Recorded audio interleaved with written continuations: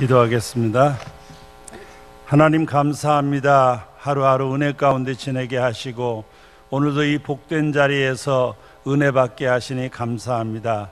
이제까지도 은혜로 인도해 주셨고 지금도 은혜로 살게 하시며 앞으로도 은혜로 이끌어 주실 것을 분명히 믿습니다. 이런 은혜를 생각하면서 받은 은혜 감사하고 받을 은혜를 기대하며 이 시간도 주님 앞에 정성을 다하여 귀한 예물을 드립니다. 기쁘게 받아 주시옵소서. 이들의 마음과 정성을 흠양하여 주시옵소서. 그리고 이들의 삶을 복되게 하셔서 하늘의 복, 땅의 복, 몸과 영의 복으로 늘 충만하게 채워 주시옵소서. 찬양으로 영광을 돌립니다. 늘 믿음의 고백이요 은혜의 감격이 되게 도와주시옵소서. 이제 말씀을 들으려고 합니다. 우리 머릿속에 있는 온갖 세상 잡념들 다 몰아내 주시옵소서. 귀가 열려 듣게 하여 주시옵소서. 말씀만을 듣는 귀한 시간 되게 역사하여 주시옵소서. 부족한 죄인을 세우신 주님, 영께서 이 자리에 임재하여 주셔서 놀라운 은혜 역사가 일어나게 하여 주시옵소서. 주님이 이 가운데 오심을 보여주시옵시고 역사하여 주시옵소서. 그래서 살아계신 하나님의 임재와 그 능력을 체험하는 은혜의 자리가 되게 하여 주시옵소서. 죄인을 주님께 맡기옵고 예수님의 이름으로 기도 올리옵나이다. 아멘. 할렐루야. 우리가 이번에 4가지 목표가 있다고 그랬죠. 은혜 받아서 약한 몸 강해져서 몸의 건강, 마음의 불안, 공포, 초조, 두려움, 염려 다 털어버리고 그리스도의 평강이 늘 마음을 지배하는 은혜의 사람이 되기를 원해서, 뿐만 아니라 어정쩡한 신앙으로 교회 안에 있을 때, 밖에 있을 때 믿는 것도 같고 안 믿는 것도 같고 내 건지 뭐 그런 노래도 있지만은 어정쩡한 그런 삶으로 살아오는 사람들, 이번 기회에 구원의 확신을 갖는 귀한 시간이 되시기 바라고, 억지로 끌려다니는 믿음 생활, 마지못해서 뭔지도 모르고 끌려다니는 신앙이 아니라 늘 은혜의 감사와 감격과 찬양이 있는 아름다운 신앙이 되기를 바라서 우리가 4가지 목표를 가지고 있는데 이 은혜가 임하시기를 축원합니다. 우리 한번 다 같이 해보겠습니다. 준비! 저녁을 못 잡순 분은 많으신 것 같아요. 다시 한번 준비! 시작! 몸의 건강, 마음의 평안, 구원의 확신, 성령 충만. 할렐루야! 이게 뭐 하는지를 몰라가지고 옆에 사람을 뚫레뚫레 쳐다보는 분들이 있는데, 이 어제 안 왔다는 증거 가운데 하나요. 확실한 증거인데 그 불쌍한 사람들을 위해서 다시 한 번만 더 하겠습니다. 준비! 시작! 몸의 건강, 마음의 평안, 구원의 확신, 성령 충만. 할렐루야! 할렐루야! 예. 여러분, 은혜 받아서 이런 은혜가 함께 하시기를 축원합니다. 하나님은 살아계신 하나님이고 지금도 우리 가운데 역사하고 계신 줄 믿습니다. 또 믿으시기를 축원합니다. 살아계신 하나님이 우리 가운데 오셔서 역사하시면 그 역사가 나타나는 게 정상이에요. 여기 물이 있는데 여기다가 설탕을 집어넣어요. 그러면 이 물맛이 어떻게 돼요?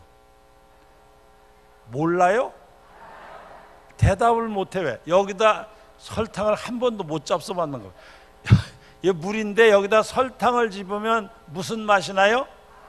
단맛이 나야 정상이죠. 설탕이 들어가면 단맛이 나야 이 설탕이 제대로 된 거 아니요.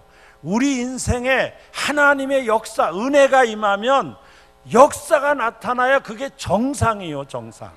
안 나타나는 게 비정상이요. 여기다 설탕을 넣는데 안 달면 그게 비정상이지 그게 어떻게 정상이요. 은혜를 받으면 은혜의 역사가 일어나야 돼요. 일어나기를 축원합니다. 또 일어나기를 기대하기를 바랍니다. 여러분이 기대하고 사모할 때 살아계신 하나님이 역사하실 줄 믿습니다. 할렐루야. 그렇기 때문에 이런 은혜를 받으면 몸이 건강, 마음의 평안, 구원의 확신, 성령 충만, 이런 아름다운 열매들이 나타날 줄 믿습니다. 할렐루야. 어저께 은혜에 대한 설명을 들으면서 은혜라는 것은 변화가 일어나는 것이다, 제가 어저께 그런 말씀을 어저께 은혜란 깨닫는 것이다 라는 말씀을 깨닫는 것. 그래서 하나님의 사랑을 깨닫고 내가 죄인임을 깨닫고 예수만이라는 걸 깨닫고 하나님의 영이신 성령의 역사를 깨닫는 것, 이게 바로 은혜 받는 것이다 라고 말씀을 드렸는데, 오늘은 두 번째로 은혜라는 뭐냐, 은혜란 변화가 일어나는 거예요. 변화. 은혜가 임하면 변화가 일어나야 돼. 조금 전에 말씀드린 대로 소금을 집어넣으면 물이 짠맛이 돼야 돼요. 변화가 일어나야 돼요. 여기다 설탕을 집어넣으면 단맛이 나야 돼요. 이 변화가 일어나는 게 정상이에요. 이 시간에 말씀을 들으면서 주의 은혜가 임함으로 말미암아 여러분의 삶에도 변화가 일어나기를 축원합니다. 이 변화가 일어나야 정상이라 그 말이에요. 변화가 안 일어나고 내가 예수 믿은 지 30년이 됐는데 30년 전이나 지금이나 그 모양 그 꼴로 그대로 살고 있다, 그러면 그건 문제 있는 거예요. 문제 있는 거.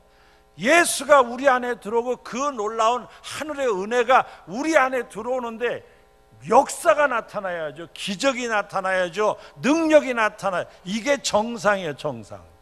저는 다른 사람은 믿거나 말거나 제가 달라진 거 보고 내가 믿어요.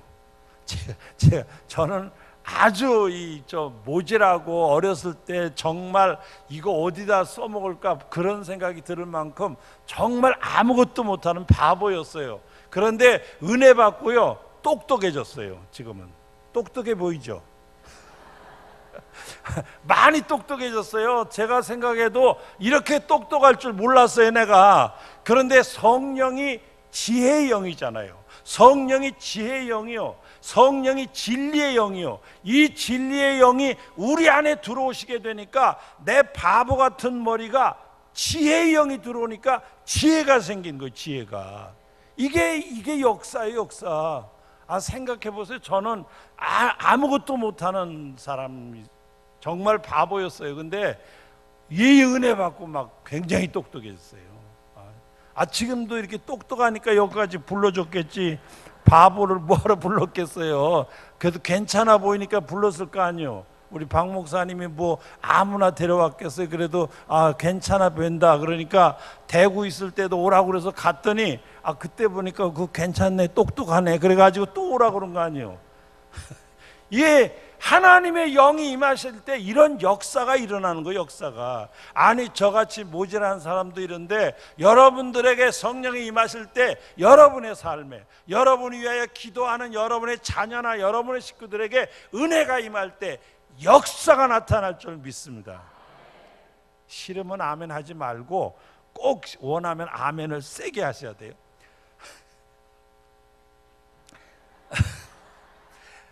성령의 역사가 임함으로 말미암아 여러분과 여러분의 자녀들에게 이런 놀라운 역사가 있기를 주의 이름으로 축원합니다. 별로 원하지 않으시네. 별로. 이게 얼마나 큰 은혜인지를 아직도 감이 안 오시는가 봐. 정말 귀한 은혜예요. 정말 귀한 은혜. 이거는 생명을 걸 만큼 귀한 은혜예요. 내 생을 거기다 걸어도 결코 아깝지 않은 거예요. 저는 그래서 지금도 기도의 제목 가운데 감사 제목 1호가 뭐냐? 제가 목사로 산 거예요. 목사로 산 걸 너무 감사하는 거예요. 왜? 평생을 그 복음을 위해서 살았는데도 아깝지가 않은 거예요. 너무 그게 귀해 보이는 거예요. 제 인생을 거기 평생을 투자해서 살아왔지만 지금도 너무 감사한 거예요. 제가 감사할 때마다 하나님, 목사로 살게 한 거 감사합니다.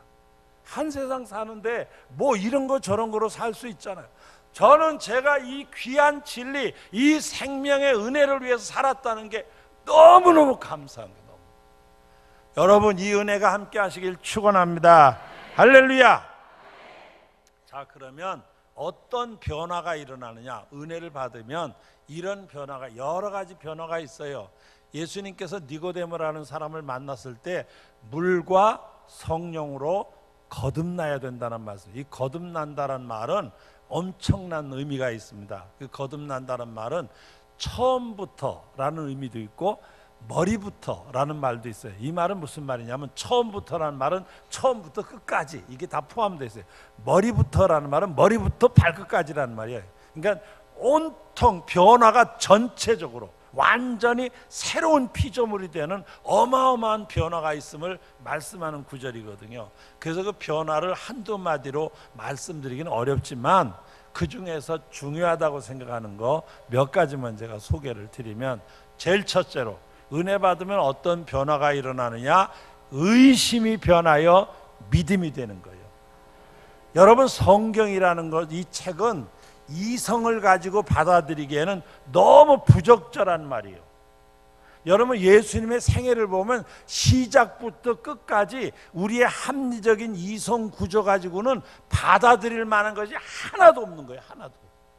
여러분, 예수님의 생애를 보세요. 태어날 때 처녀가 났어요. 이거 말이 안 되잖아요. 처녀가 애를 낳대. 그게 예수야. 이게 도대체 시작부터 우리 머리통으로 이 이성적인 생각으로 받아들일 수가 없는 거예요. 예수님의 생애를 봐요. 무리로 걸어갔대. 세상에 무리로 걸어간 사람 없어요. 옛날에 오래전에 인도의 어떤 도상가 하나가 무리로 걸어간다고 신문 기자들 다 와가지고, 워낙 유명한 도사가 무리로 걸어간다니까 기사들이 다 모였어요. 그런데 풀장에다가 물을 가득 채워놓고 이 사람이 걸어간다고 이제 한참 도수를 한참 하다가 드디어 막 바에서 이렇게 하니까 기자들이 온통 어떤 사람은 아예 수면에다 카메라를 대고서 얼마나 그게 걸어가는지를 보려고 했는데 한 발짝이 딱 내딛자 퐁당 빠졌어요. 안 되는 거예요. 그런데 예수님은 무리로 걸어갔대. 이 말이 돼요? 그건 아무것도 아니에요. 보리떡 5개와 물고기 2마리를 가지고 5,000명을 먹였대. 5,000명 먹었다는 것까지는 참으려고 그랬는데 나머지가 또 12바구니래. 이게 말이나 돼요? 그거 어떻게 받아들이라는 얘기예요? 안 되는 거예요. 그래서 성경, 또 예수님 돌아가시다가 3일 만에 또 살아났대. 살아난 것도 모자라서 또 구름 타고 하늘로 올라갔대. 이거 어떡하라는 얘기예요? 우리의 머리통으로는 받아들일 수가 없어요. 그런데 놀라운 것은 은혜가 임하는 순간, 우리 안에 은혜가 임하는 순간 이 예수님의 사건에 대해서 아멘이 나오는 거예요. 아멘이. 아멘, 할렐루야, 믿습니다. 이게 막 터져 나오는 거예요. 너무 감격스러운 거예요. 예수님이 무리로 걸어갔다, 할렐루야, 이렇게 돼요. 왜? 그분이 무리로 걸어가니까 내가 빠져도 걱정이 안 되잖아요. 왜? 나를 건질 만한 분이 거기 있잖아요. 거기 내가 그 예수를 믿잖아요. 그러니 내가 빠져도 내가 붙잡을 만한 주님이 있다는 게 너무 감사한 거예요. 보리떡 5개와 물고기 2마리로 5,000명 먹이셨다. 너무 감사한 거예요. 그 보잘것없는 보리떡이 무슨 이런 강대상 많은 거겠어요? 애 주먹만한 거, 요만한 거 한 5개에다가 생선 2마리를 애가 고래 2개를 끌고 왔겠어요? 그게 아니에요. 그냥 손가락만한 멸치 같은 거 짭짤하게 해가지고, 그 당시 이스라엘은 로마의 지배를 받아가지고 너무 가난한 때요. 그래서 버터나 치즈 이런 걸 먹을 수가 없어요. 너무, 그러니까 빡빡한 보리빵, 그걸 그냥 먹기가 어려우니까 침도 안 나오잖아요. 그 짭짤한 이걸 먹으면 입에서 침이라도 나와서 빵을 제대로 삼킬 수가 있으니까 그런 보리떡에다 생선 2마리인 거예요. 이걸 가지고 5,000명을 먹이셨다. 너무 감격적인 거예요. 은혜 받으니까 그게 할렐루야가 나와. 왜? 나도 내 인생을 가만히 보니까 보리떡처럼 보잘것없는 인생이에요. 그런데 주님이 나와 함께 하시는 순간 내 인생을 통하여 5,000명을 먹이고도 12바구니가 남는 역사하는 삶이 될 줄 믿습니다. 이게 막 터져 나오는 거예요. 그러니까 그 성경을 읽으면서 할렐루야, 믿습니다, 이게 막 터져 나오는 거예요. 너무 감격이 되잖아요. 감격. 요새는 제가 기도할 때마다 예수님이 부활하신 게 너무 너무 멋진 거예요. 주님 부활하셔서 너무 감사합니다. 왜? 저도 이제 늙었으니까 죽을 때가 가까워 가잖아요. 죽을 때가 가까워 가니까 부활하신 주님이 있다는 게 너무 큰 소망이 되는 거예요. 너무 큰 기쁨이 되는 거예요. 너무 큰 기대가 되는 거예요. 그래서 예수의 부활이 너무 멋있어요. 그래서 제가 기도할 때마다 주님 너무 멋집니다. 무덤을 깨뜨리시고 부활하신 주님 너무 멋집니다. 제가 그렇게 기도할 때가 종종 있어요. 생각해 보세요. 이렇게 우리 안에 의심이 있지만은 은혜가 임하는 순간 믿어지는 역사가 일어나는 거예요. 믿어지는 역사. 여러분 이번 기회를 통해서 여러분 안에 있는 의심, 불안, 염려, 불신 이런 거 다 성령의 바람으로 날려보내고 믿는 사람 되길 축원합니다. 믿는 사람 되길 축원합니다. 믿어지는 순간부터 얼마나 이 말씀에서 기쁨이 있고 감동이 있고 찬양이 있고 은혜가 있는지 몰라요. 여러분 믿는 사람이 돼야 돼요. 믿는 사람이. 이게 어정쩡하게 하면요 힘들어요. 이 은혜 안 받고 예수 믿으려면 정말 힘든 거예요. 은혜 안 받고 교회 나오는 사람들 보면 난 존경스러워. 어떻게 은혜도 안 받고 저렇게 주일날마다 나와 앉아 있는지 너무 위대해 보여. 너무 위대해 보여. 그거 힘든 거예요. 그런데 은혜 받으면 나오는 게 기쁘니까, 예배하는 게 감격스러우니까, 찬양하는 게 막 너무너무 힘이 나니까, 그래서 은혜 받으면 예수 믿는 게 재미가 있거든요. 기쁨이 있어요. 감동이 있어요. 그래서 은혜 받아야 돼요. 여러분 이번 기회에 그냥 애매하게 하지 마시고 은혜 받으시길 축원합니다. 할렐루야. 은혜를 받으면요 이렇게 의심이 싹 달아나고 믿어지는 거예요. 믿어지는 거예요. 이 얼마나 놀라운지 몰라요. 말씀을 읽다가 이 믿어지는 은혜로 말미암아 말씀을 읽다 보면 구구절절히 속에서 하나님의 은혜가 샘처럼 우리 안에서 솟아나는 걸 발견할 수 있어요. 여러분 이 은혜가 함께 하시길 축원합니다. 그 다음에 두 번째는 어떤 변화가 일어나느냐 하면 불평, 원망, 짜증, 신경질 이런 것이 감사, 찬양으로 바뀌는 거예요. 늘 불평하는 사람은 좋아도 불평해요. 좋아도. 어떤 사람은 날씨가 아주 화창하고 요새 가을 날씨 얼마나 좋아요. 근데 그 불평을 좋아하는 사람은 날씨를 뭐라고 하냐면 날씨도 더럽게 좋네 그래요. 그냥 좋다고 안 그러고 꼭 더럽게 좋대요. 그거 왜 더럽다는 말을 거기다 붙이는 줄 몰라. 그냥 좋다고 하면 되는 걸 더럽게 좋대. 왜? 입에가 항상 부정적인 이 불평, 원망 이런 게 다 붙어 있어서 그래요. 너무 아름답고 너무 화창하잖아요. 제가 요새 남산 전에 저도 여기서 꽤 오래 많이 살았어요. 전에 이 해방교회 섬길 때도 좀 살았지만은 그 전에 지금 힐튼 호텔 자리 옛날에 산성교회라고 있었어요. 아주 옛날에. 그때 산성교회 제가 전도사도 좀 했어요. 그리고 옛날에는 또 숭실중고등학교가 여기 후암동에 여기가 있었어요. 제가 그 숭실중고등학교 선생도 좀 했거든요. 그게 요금방에서 뱅뱅뱅뱅 돌면서 남산길을, 여기 옛날에 남산 여기 밑에 무허가 주택도 있을 때부터 살았으니까 꽤 오래 사는 거예요. 이게 한 50년 전에부터 제가 여기서 살았으니까. 그래가지고 이제 제가 요 근방에 있는 교회들 다 모아가지고서 교회에다 우리 교회학교 선생님들을 모아서 서로 이 지역의 어린이들을 어떻게 신앙으로 기를 것인가를 연구하기 위해서 남산골 교회학교 교사협의회라는 것도 내가 만들었댔어요. 그 지금은 다 없어졌겠지만 옛날에 여기 여러 교회들 한 그때 거기 합한 교회들이 한 7, 8개 됐을 거예요. 모여가지고. 그래서 제가 이 남산을 참 그렇지 제법 잘 아는 편인데 요새 너무 아름다운 거예요. 너무 그냥 이렇게 내려다 제가 남산을 보면서 그냥 감동이 돼. 너무 아름다워가지고. 그래서 하나님 너무 멋집니다. 너무 아름답습니다. 이런 생각을 하고 바라보는데 어떤 사람은 그걸 글쎄 더럽게 좋다 그러는 거예요. 이 원망이 붙어 있어. 원망이. 여러분 이번 기회에 여러분 입에 붙어있는 원망, 불평, 짜증, 신경질 다 털어버리고 정말로 여러분 입에 감사, 감격, 찬양으로 넘치길 축원합니다. 할렐루야. 제가 어느 책을 읽다 보니까 신경질에 대한 설명이 써 있더라고요. 제가 이제까지 읽어본 신경질에 대한 설명 중에서 제일 마음에 드는 것이 있어서 제가 소개하면 아시는 분도 계시는가 봐. 거기 뭐라고 썼냐면 이렇게 썼더라고요.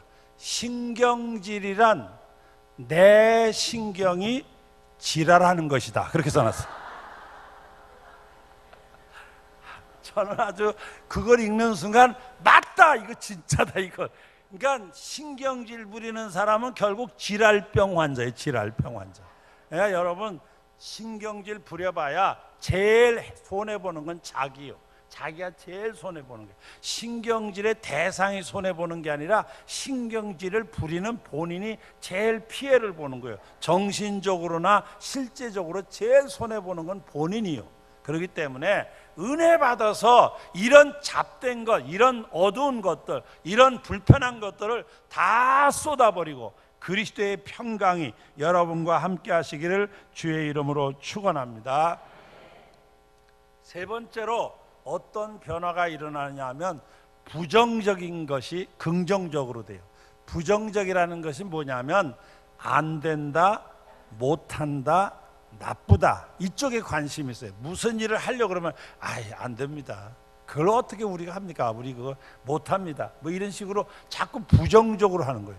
그리고 누구를 보더라도 그 사람의 장점보다는 단점부터 보는 거예요. 누가 이렇게 보면 저기 우리 교회 나오는 그 젊은 집사 하나 있는데 너무 잘생겼어. 얼굴도 참 이쁘고 참 잘생긴 것 같아. 그러니까 옆에 있던 사람이 뭐라고, 에이 잘못 봤네. 그 콧구멍이 하나가 작아. 뭐 이러고서 어떻게 그 콧구멍을 또 언제 재봐가지고서 크고 작은 걸 계산. 그러니까 다 다른 사람이 좋은 걸 보는데 이 사람은 남의 허물만 자꾸 보는 거예요. 허물. 나쁘다, 못한다, 안 된다, 이런 쪽에 생각하는 거예요. 그럼 긍정적인 사람은 어떤 사람이냐? 좋다, 된다, 할 수 있다, 이렇게 생각하는 거예요. 여러분, 긍정적인 생각을 하다 보면 놀랍게도 우리의 삶 자체가 긍정적이 되는 거예요. 부정적으로 사는 사람은 본인의 삶 자체가 부정적이 돼요. 그래서 이 묘해요. 그래서 그런 말도 있잖아요. 노래 부르는 가수들이 자기 노래대로 간다고. 그래서 이별을 노래하는 사람은 계속 이별만 한대요. 이별만. 그래서 뭐 사람을 이렇게 뭐 만나도 결혼도 안 하고 자꾸 이별만 하니까 잘 가라고 그러고 자꾸 떠나라고 그러고 그러다 보니까 인생이 그렇게 된대요. 그래서 그 사람들의 그 말을 어떻게 하느냐에 따라서 달라진다는 말이에요. 하물며 우리 마음 자세가 얼마나 긍정적이냐가 중요해요. 여러분이 긍정적일 때 여러분의 인생도 긍정적으로 바뀌는 역사가 일어납니다. 그렇기 때문에 우리 안에 이 부정적인 것, 은혜 받고 다 좀 털어버리고 긍정적으로 된다, 할 수 있다, 좋다, 이쪽으로 자꾸 봐야 돼요. 그러다 보면 묘하게도 자꾸 그게 보여요. 안 된다 하면 안 되는 게 보이는데 된다 하면 그 안 된다는 것 중에서도 될 가능성을 보는 눈이 열리게 되는 거예요. 그렇기 때문에 은혜 받으면 이런 부정적인 생각에서 긍정적인 생각으로 변화가 일어나야 돼요. 여러분의 삶에도 변화가 있기를 축원합니다. 하나 더 말씀을 드리면 어떤 변화가 있느냐? 이기적인 사람이 이타적인 사람이 돼요. 이기적이라는 말은 무슨 말이냐면 자기밖에 모르는 사람이에요. 내 것, 내 목. 그래서 언제든지 내 몫을 챙기려고 나 그래서 내 것을 생각하는 거예요. 그러나 은혜 받은 사람은 너를 생각해요. 나누려고 해요. 베풀려고 해요. 이게 바로 은혜 받은 증거예요. 그래서 은혜가 내 안에 오게 되면 나누고 베푸는 사람이 되는 거예요. 여자아이 두 아이가 바닷가를 거닐고 있었어요. 바닷가 백사장 파도 소리를 들으면서 두 아이가 아주 재밌게 제잘거리면서 걸어가고 있었어요. 그런데 한 5발자국 앞에쯤에 예쁜 조개 껍질이 하나 있는 거예요. 근데 두 아이가 거의 동시에 그걸 발견했어요. 그러자 엄마 예쁘다 그러고 막 뛰어갔어요. 그리고 탁 집었는데 하나의 손이 밑에 들어가고 하나의 손이 위에가 올라간 거예요. 밑에 아이가 집은 거예요. 그러니까 옆에 위에 올라있던 아이가 나도 갖고 싶은데, 그러니까 이 아이가 아니야 내가 가질 거야, 나도 갖고 싶어, 정말 갖고 싶어. 그러니까 그거 나 주면 안 되게, 싫어 안 줘, 이러고서는 자기 주변에 넣어버렸어요. 그러니까 그 전에 오면서 제잘거리면서 손잡고 뭐 노래 부르고 이러던 것이 그놈의 조개 껍질 때문에 서먹서먹해졌어. 그래서 하나는 저 물가 쪽으로 가고 하나는 이렇게 떨어져서 가는 거예요. 그런데 그 조개 껍질을 주선 애가 가다 보니까 이 조개 껍질하고는 비교도 안 되는 그런 예쁜 고동 껍데기 하나 있는 거예요. 이거 아까는 조개 껍데기인데 이건 고동 모양이 너무 특이하게 생긴 거예요. 보기도 처음 보지만 너무 색깔이 아름다운 거예요. 얼른 주웠어요. 근데 저 아까 못 주운 애는 지금 바닷가 쪽만 바라보고 시무룩하게 걸어가고 있는 거예요. 얘가 보는 순간 너무 아름다운 거예요. 그걸 이쪽 주머니에 집어넣었어요. 그 순간 아까 집어넣은 조개 껍질이 별게 아니야 이거. 그래서는 슬금슬금 친구 옆으로 가서 야 이름을 불렀어요. 왜? 너 그 조개 껍질 갖고 싶어 정말? 그렇게 정말 갖고 싶은데 왜? 안 준다면서? 그러니까 아니 줄게, 너 줄게, 이거 가져, 너 이거 그래 이거 너 줄게. 진짜? 그럼 진짜야, 내가 너 줄게, 그냥 가져. 그러자 그 순간 얘가 놀랬다는지 바꾸서 고마워 진짜, 이거 너 좋아한다고 그랬는데 아니야 그냥 너 주고 싶어서 주는 거야. 그런데 얘는 주고 싶어서도 주지만 뭐가 있어요? 이거하고는 비교도 안 되는 뭐가 있어? 고동 껍질 여기 있잖아요. 얘가 이걸 봤으면 난리 나는 건데 얘는 이걸 못 봤어. 이게 있으니까 이걸 조개 껍질을 그냥 주는 거예요. 아무렇지도 않은 듯이. 오히려 사실은 주면서도 얘는 요걸 얘기하는 약간 미안함도 있어. 요걸 말을 안 해서 미안하지만 그래도 주는 거예요. 기쁜 마음으로 주는 거예요. 얘는 또 기쁜 마음으로 놀라면서 그걸 받아요. 똑같아요. 예수가 내 안에 오시게 되면 이 귀한 예수, 부귀 영화 세상 명예 권세 어떤 것보다도 귀한 예수가 내 안에 오시는 순간 이 모든 것과 어느 것과도 비교할 수 없는 그 예수가 내 안에 오는 순간 다른 것은 얼마든지 나눌 수 있어요. 얼마든지 베풀 수 있어요. 얼마든지 다른 사람에게 양보할 수 있어요. 왜? 예수가 있어요. 이 안에 예수가 있어요. 무엇과도 바꿀 수 없는 천하의 가장 귀한 예수, 생명이 이 안에 있어요. 여러분 이 예수가 함께 하시길 축원합니다. 축원합니다. 이번 기회를 통해서 이런 변화들이 여러분 안에 함께 하시기를 주의 이름으로 축원합니다. 할렐루야. 421장 우리 찬송 하나 부르겠습니다. 421장 박수를 치면서 힘있게 찬양하겠습니다.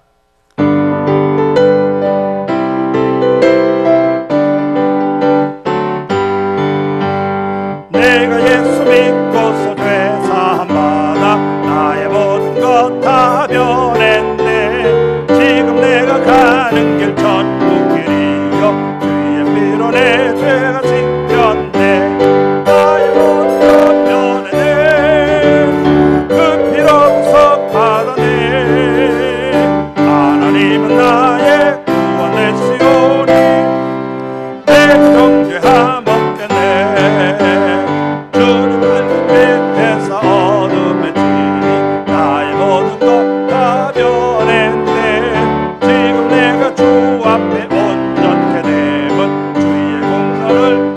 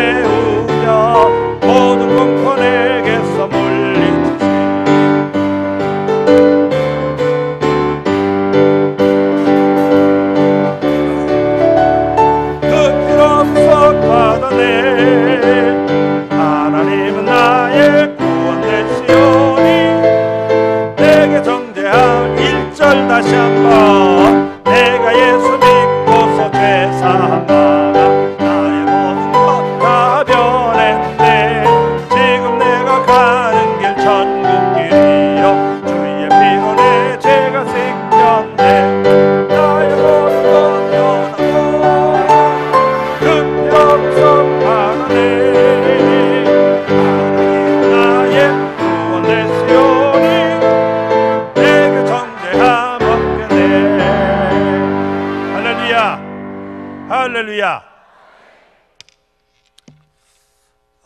제가 어느 책을 읽다 보니까 제주도 사람들이 섬기는 귀신의 숫자가 얼마냐 하는 글이 있더라고요.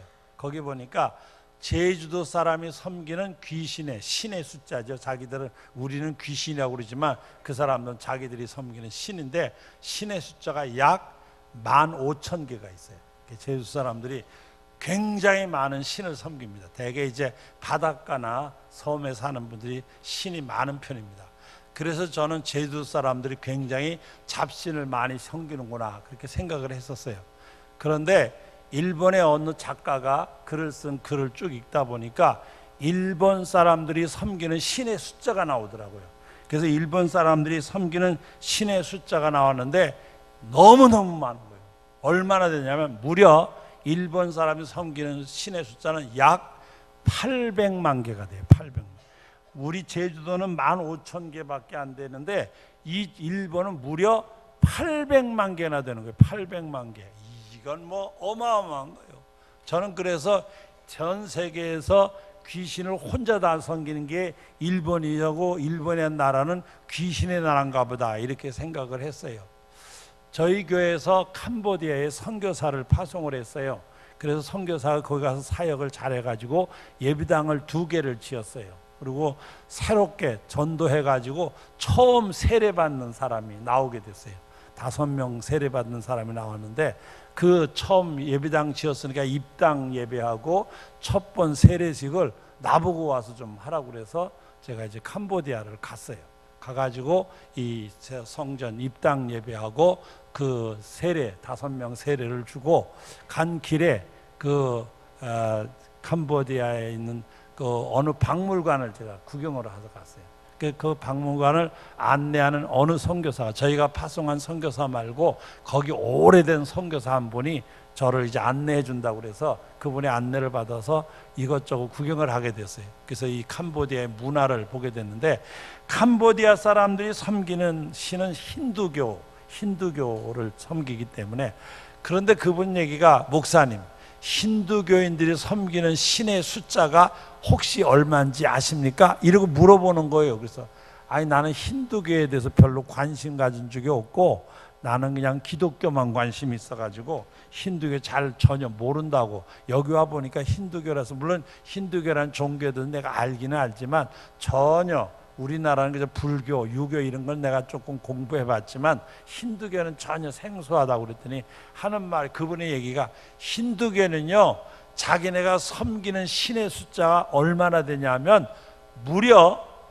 기절할 만해요, 무려 1억 2천만이 돼요. 신의 숫자가 1억 2천만이에요. 그러니까 힌두교인들은 자기가 뭘 섬기는지도 몰라요. 왜냐하면 1억 2천만의 신의 이름을 어떻게 알겠어요? 무슨 놈의 신이 그렇게 많아가지고 이건 고무신도 아니고 남학신도 아니고 자기네가 믿는 신인데 무려 1억 2천만 개가 넘는데요. 세상에 이렇게 신이 많은 거예요. 그러니까 제가 지금 말한 것만 합쳐도 1억 2,801만 5천이요. 그렇죠?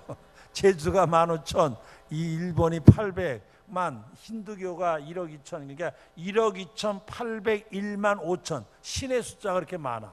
만약에 전 세계에 있는 모든 잡신들을 다 불러 모아서 이걸 합친다면 이게 얼마인지를 그걸 추측할 수가 없어요. 아마 인구, 우리 지금 우리 전 세계 인구가 뭐 65억, 70억 이렇게 넘어가는데 인구 숫자보다 더 많을지도 몰라요. 어마어마한 신의 숫자가 많아요. 그런데 이렇게 많은 신 가운데서 왜 하필 예수만 믿어야 하냐 그 말이야. 다른 사람들도 다 자기네 나름대로 신이라고 생각해서 전생을 걸고 믿는데 왜 우리는 유별나게 예수만 믿어야 된다고 이렇게 외치고 고집을 부리냐 그 말이요. 이게 이유가 있어야 될 거 아니에요. 그냥 우리 옆집 사람이 가자고 그래서 오다 보니까 그냥 교회 와서 내가 예수 믿는다고 이렇게 말할 수는 없잖아요. 나는 우리 어머니 아버지가 믿는 사람이 돼가지고 태어날 때부터 어떻게 믿다 보니 그냥 믿은 거요. 물론 어렸을 때는 그 말이 통할지 모르지만 이제 나이가 40, 50 넘어가면서 어떻게 그 핑계를 대고 앉아 있겠어요. 적어도 내가 예수 믿는 이유가 분명해야 될 거 아니에요. 분명. 여러분, 예수 믿는 이유가 분명해야 돼. 분명. 이게 분명해서 나는 예수가 아니면 안 됩니다. 내가 예수 믿는 이유는 확실히 이래서 믿습니다. 뭐 이런 게 좀 있어야 될 거 아니에요. 그래서 여러분은 어떤지 모르지만 왜 나는 예수를 믿어야 하는지 저는 제 이유가 아주 분명하기 때문에 그 얘기를 좀 하려고 그래요. 나는 이래서 예수를 믿습니다. 지금 그 얘기를 하고 싶어서 이래 서론을 끓여놓은 거예요. 여러분, 제가 예수 믿는 이유는 우리 집이 예수 믿고 복 받아서 그래요.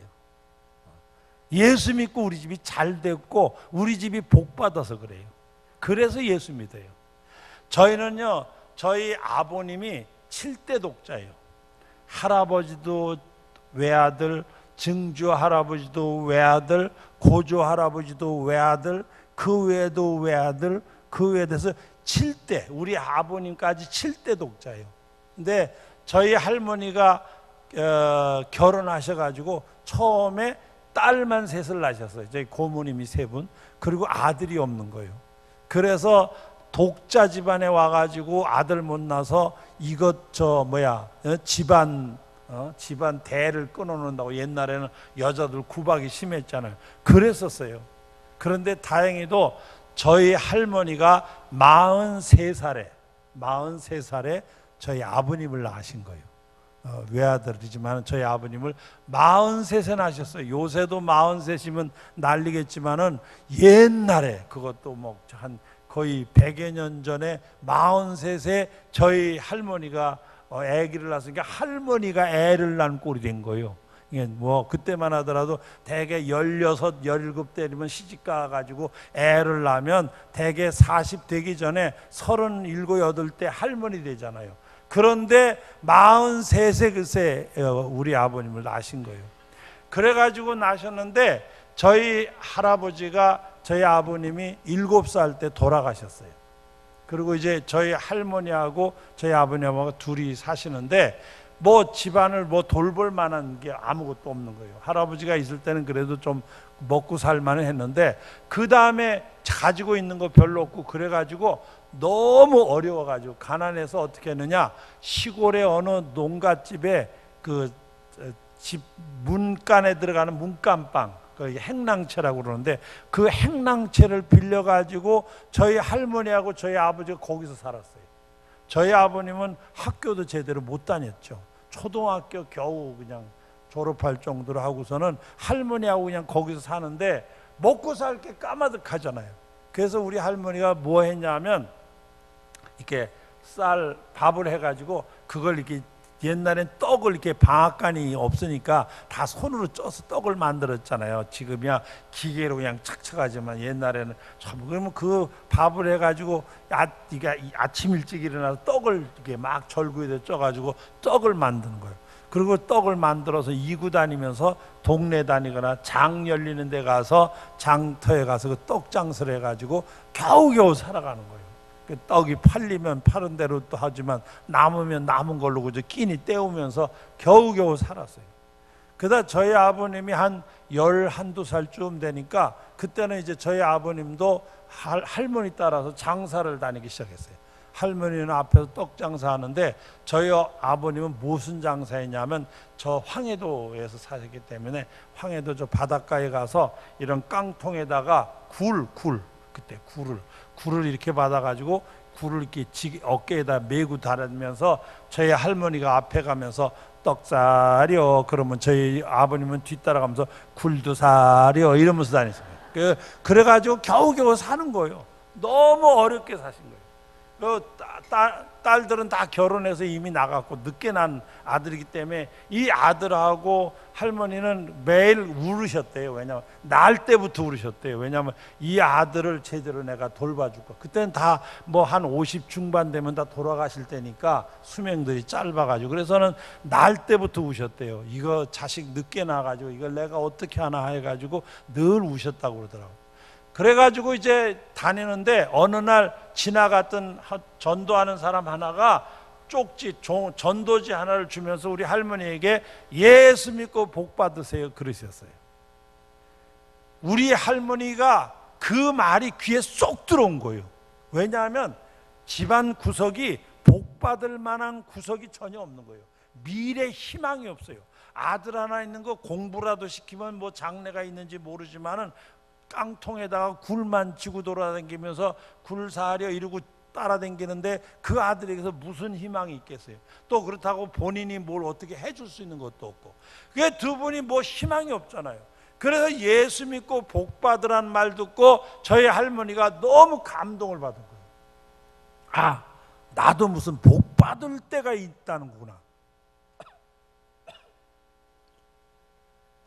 그래서 이제 그 예수 믿는다는 게 교회 다니는 게 예수 믿는다는 말을 듣고 교회에 나가기 시작했어요. 시골에 그때 그 교회는 그저 장년 한 10명 있고 어린이들 한 2-3명 있고 저희 아버님도 거기 끼어 있고 이래가지고서 이제 그 교회라고 했는데, 그때는 이제 교회, 우리 한국교회 초창기니까 여기 동네마다 교회들은 생기는데 목사님이 별로 없으니까 한 목사님이 많으면 교회를 한 30군데쯤 돌봤어요. 그러니까 목사님이 가는 날이 주일날이에요. 주일날이 따로 있는 게 아니라 목사님이 가는 날 다 모이는 거예요. 모이면 그날 예배드리고 뭐 세례 줄 거 있으면 세례도 하고 성찬식도 하고 재직도 뭐 한두 명 될까 말까지만 그래도 할 건 하고, 그리고 그 다음 날 목사님이 또 걸어서 그 다음 동네 가면 그 다음 날은 그 동네가 주일날이요. 또 그 다음 또 가면 그 다음, 이런 식으로 해서 목사님 한 분이 한 30-40교회를 돌볼 때예요. 그러니까 저희 아버님이 그 12살, 2-3살 될 때 그 교회를 다니기 시작한 거예요.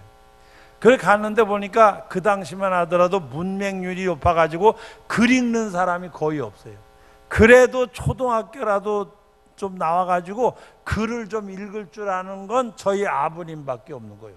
그러니까 거기에 있는 할아버지 할머니들이 무슨 뭐 글 쓸래 할 일은 저희 아버님한테 부탁하고, 또 그 다음에 뭐 누가 뭘 자식이라도 뭐 보내면 편지라도 오면 읽어줄 만한 사람이 저희 아버지밖에 없는 거예요. 그러니까 저희 아버지가 다른 데서는 푸대접을 받았는데 교회 가면서 인정을 받기 시작했어. 교회만. 그래가지고서 교회에서 15살쯤 됐을 때 교회학교 선생님이 된 거예요. 어린애들 한 3-4명 나오는데 교회학교 선생, 목사님이 와서 보니까 그래도 똘똘하게 하나 있으니까 네가 이 애들 좀 잘 가르치고 내가 이렇게 전하는 설교를 가지고 애들 성경도 가르치라고 이렇게 해줬던가 봐요. 그래서 교회학교를 시작한 거예요. 그런데 하나님이 또 은혜 주시니까 애들이 누가 놀아주는 사람이 생기니까 하나둘 모여들기 시작해가지고 주일학교가 부흥하기 시작했어. 그래서 3-4명 모이던 데가 한 10몇 명 모이는 주일학교로 성장한 거예요. 그러면서 저희 아버님이 17살 됐을 때 그냥 그 목사님이 한 달이나 한 달 반 만에 오시는 목사님이 네가 이 주일학교 전체를 책임져라 그래서 주일학교 부장으로 임명을 했어요. 뭐 부장이자 선생이자 혼자니까 그냥 부장으로 임명하면서 또 그 교회 집사를 누가 해야 그래도 돈이라도 헌금이 들어오면 계산도 하고 뭐 이렇게 써서 보고라도 할 만한 사람이, 그래도 거기 17살짜리 그 하나밖에 없으니까 너 집사해라. 그래서 저희 아버님이 17살에 집사가 된 거예요. 집사 겸 교회학교 부장 겸 선생, 하여간 뭐 감투가 많아. 여러 개 다 했어요. 그 교회 주일학교 뭐 그 교회가 숫자가 몇 명 안 돼. 어른들 다 해야 한 10명 되는 그런데, 그래서 거기서 그렇게 한 거예요.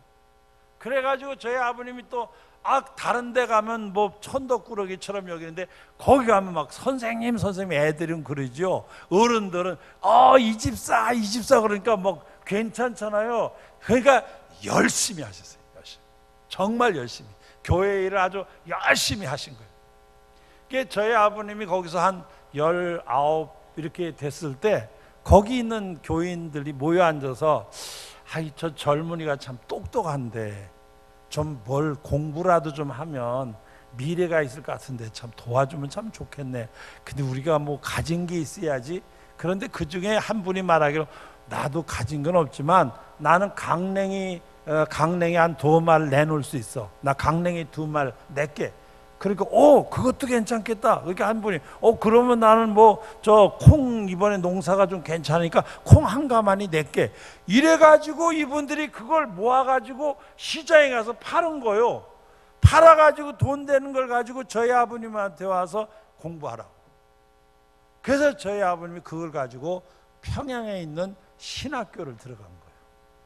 그 신학교 다니는데 그거 판 돈이 이게 많지 않으니까 그것 가지고 한 학기를 빠듯이 공부하는 거예요. 한 6개월 하면 돈이 떨어지면 다시 그 교회로 오는 거예요. 와가지고 1년 동안 또 열심히 뭐 거기서 애들도 가르치고 뭐 또 목사님이 뭐 교인들에게 읽어주라고 이제 제법 크고 뭐 그러니까 이거 가지고 성경 공부하라고 그러면 그거 가지고 성경도 가르치고 그러니까 교회도 조금 커지고요. 애들도 점점 많아지고 그럼 한 1년 동안 하는 거예요. 그럼 1년 지날 때 돼서 농사 거둘 때 되면 또 이번에 난 지난번보다 좀 더 낼 수 있어. 그래가지고 뭐 어떤 분은 쌀도 내놓고 콩도 내놓고 뭐 고구마도 가지고 이러면 그걸 다 모아서 또 시장에 가서 팔아가지고 또 주는 거예요.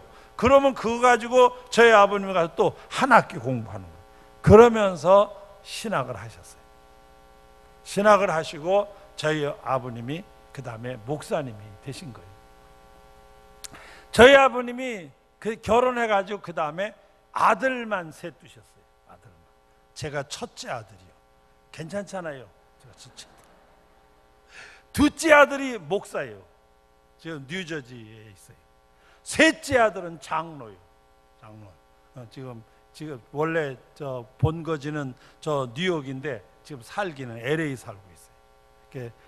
저 3형제인데 아버지가 독자였는데 외아들로 7대를 내려와서 대가 달랑달랑 했는데 하나님 예수 믿고 정말 복 받아가지고 우리 아들 셋 땅 난 거예요. 저는 3남매를 두었고요. 제 동생은 남매를 두었고요. 제 막내 동생 장로는 아들만 둘 두었어요. 그래가지고 한 거예요. 저희 자손들 때에서도 보니까 복을 받았어요. 그래서 그 중에는 박사도 몇 명 있고 변호사도 있고 목사도 있고 다 이 하나님이 복을 주셔가지고 그리고 다 괜찮게 살아요. 먹고 살 만큼. 저희 막내 장로 같은 경우도 제법 돈을 많이 벌어서 옛날에 우리나라 상공부에서 해외에 나가 있는 교포 중에서 돈 좀 벌었다는 사람들에게 초청한 적이 있어요. 초청받아 왔대요. 상공부 장관이 좀 오라고 그래서 왔대. 그래서 야 네가 무슨 일이 있어서 그 상공부 장관이 왜 널 부르냐? 이렇게 몰라 이거 오라니까 왔지 뭐 비행기 표도 다 대주고 와보니까 호텔도 그 시청 앞에 그 프라자 호텔인가 거기다가 방도 잡아주고 다 했더라고요. 그래서 야 네가 괜찮은가 보다 야 그러고서 제가 그 뉴욕에 웨스트 뉴욕에 한번 갈 일이 있어 가가지고 형 이거 우리 집이야 내 거야 그러는데 보니까 사거리에다 그냥 큰 빌딩 난 또 그렇게 큰 빌딩을 글쎄 가지고 있는 줄 몰랐어요. 글쎄 동생인데 나한테 보고를 안 해가지고 내가 몰랐죠. 갔더니 데리고 가니까 그냥 했는데 그냥 어마어마한 거예요. 그래서 걔는 그냥 제가 보기에는 대대손손 그 건물 하나만 가지고 있으면 먹고 살겠더라고요. 거기다가 또 아들이 변호사가 돼가지고 건물에 대한 무슨 법적인 문제가 있으면 이놈이 다 해결하는 거예요. 변호사니까 똑똑한 변호사예요. 옛날에 그 미국의 공화당 대통령 후보였던 밥돌이라는 사람이 있었는데 그 밥돌이라는 사람이 저희 조카를 그 캠프에 데려다가 미국의 그 청년들에게 그 자기 좀 지지하라고 선거 유세 그 담당자였어요. 그래서 저는 밥돌이 되기를 바랐었어요. 근데 떨어지는 바람에 그때 됐으면 제 조카가 백악관에 먼저 들어갈 뻔했는데 그냥 그게 또 하나님의 뜻이죠. 뭐 하여간 하나님의 은혜로요 저희 집안이 복을 받은 거예요. 복을 받은 거예요. 재밌는 건요 저희 교회 장로님 가운데 원로 장로님이 한 분, 여러 분 계시지만 그 중에 한 분이신데 그 원로 장로님이 몸이 안 좋아서 교회를 잘 못 나오세요. 그래서 제가 한번 신방을 갔어요. 신방을 갔더니 그 장로님이 저보고 그래요. 목사님, 저는 목사님보다도 목사님 집안을 더 잘 알죠. 그러시는 거예요. 어떻게 장로님이 우리 집안을 그렇게 잘 아세요? 참 목사님, 제가 황해도라는 거 아시죠? 그럼 황해도라는 거 알죠. 제가 황해도서요 처음 주일학교 다닐 때 내가 누구한테 배운지 아십니까? 목사님 아버지한테 배웠습니다. 그러신 거예요. 그때 주일학교에서 가르친 분 어린이 가운데 하나가 장로님이 되셔서 저희 교회에서 원로 장로로 은퇴하신 거예요. 그러면서 저보고 하는 얘기가 내가 이 얘기를 꼭 해야 되나 말아야 되나를 많이 생각했지만 뭐 목사님께 오셨는데 뭐 또 언제 오실지 모르니까 내가 꼭 한마디만 할게요. 목사님네는요 개천에서 용난 거예요. 왜냐하면 그때 사는 게 너무 어려웠다는 걸 아시는 거예요. 그때 저희 집안이 너무 어려웠다는 걸 아시는 거예요. 그래서 저희 대놓고 그러시게. 그러면서 저희 뭐 고모들, 저는 고모들 얼굴도 본 적이 없는데 고모 얘기, 고모부 장로님 얘기 등 쭉 설명을 하는 거 이름까지 다 대시면서 제가 그때 거기서 살아서 잘 알죠 이러면서 말씀을 하시더라고요. 그래서 참 세상이라는 게 넓은 것 같으면서 하필 또 그 장로님이 또 그 우리 아버님한테 주일학교 또 배운 분이 또 제가 섬기는 교회 또 원로 장로님이 되실 줄과 어떻게 알았겠어요. 여러분 예수 믿고 복 받으시길 축원합니다. 사도행전 16장 31절 주 예수를 믿으라. 그리하면 너와 내 집이 구원을 얻으리라. 할렐루야. 여러분 예수 믿고 잘 되시기 축원합니다. 예수 믿고 잘 되시기 축원합니다. 예수 믿고 잘 되시기를 축원합니다. 할렐루야. 정말로 예수 믿으면 복 받는 거예요. 저는 그렇게 믿어왔고 지금도 제가 지금 이렇게 살면서 나 예수님 때문에 복 받고 있다고 늘 믿어요. 그렇잖아요. 요새 누가 나이 70 넘으면 누가 거들 떠나 보겠어요? 내가 예수 안 믿었으면 누가 날 거들 떠나 보겠어요? 지금은 날 찾는 사람이 제법 있어요. 예수가 있으니까 찾지, 예수가 없으면 날 찾겠어요? 예수가 있으니까 찾아서 지금 1월 달에도 좀 미국에도 집회 가야 되고 2월 달에 또 중남미 또 집회 가야 되고 내년 4월 이렇게 좀 울산에도 또 가야 되고 스케줄이 꽤 있어요. 제가 이래봬도 우습게 보면 안 돼요. 왜? 예수가 있으니까. 이게 달래되는 게 아니에요. 내가 다른 거 가지고 누가 날 부르겠어요. 여러분 저는 예수 믿어 복 받았기 때문에 예수 믿는 거예요. 여러분 이 예수는 내 예수만 되는 게 아니에요. 믿는 자의 예수가 되는 거예요.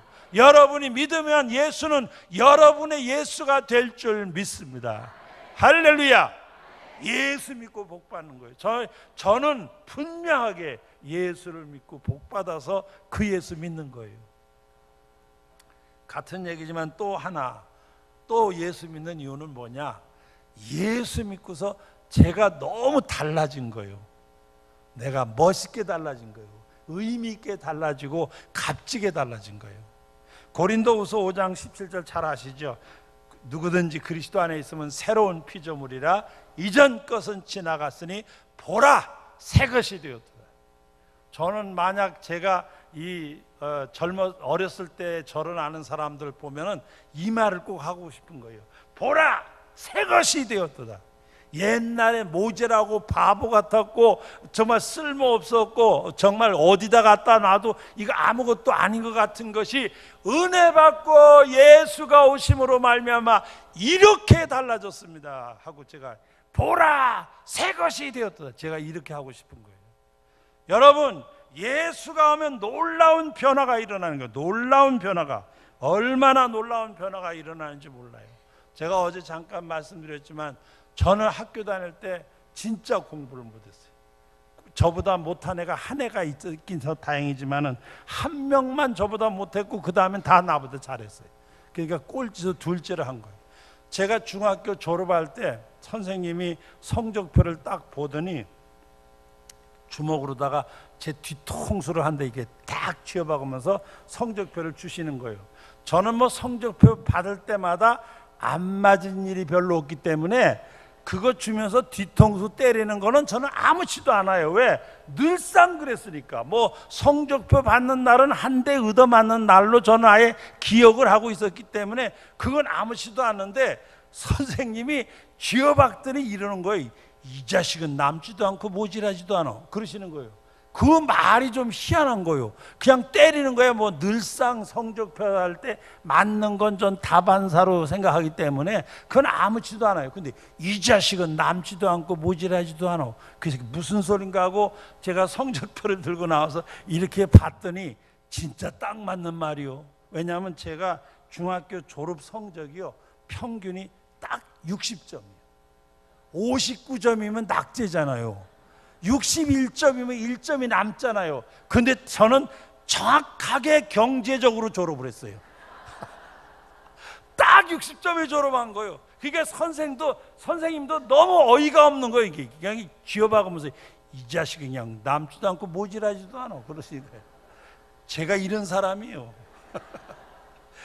거기다가 저는 몸이 너무 약했어요. 그냥 맨날 병으로 살다시피 했어요.